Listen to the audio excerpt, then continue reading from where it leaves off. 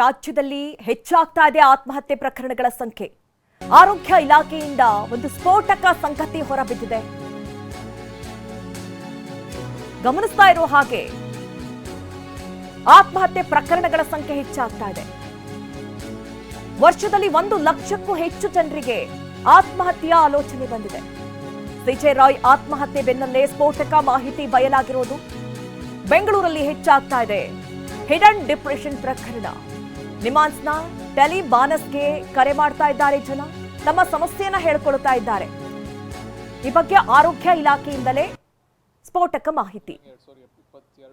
2022-23 government of India ಒಂದು initiative ಇಂದ Tele MANAS scheme implement ಆಗಿದೆ. ಸೊ ಬೇಸಿಕಲಿ ಈ ಸ್ಕೀಮಲ್ಲಿ ನಾವು through distance we are consulting patients and we are giving them advises, medical advice ಇದನ್ನೆಲ್ಲ ಕೊಡ್ತಾ ಇದ್ದೀವಿ.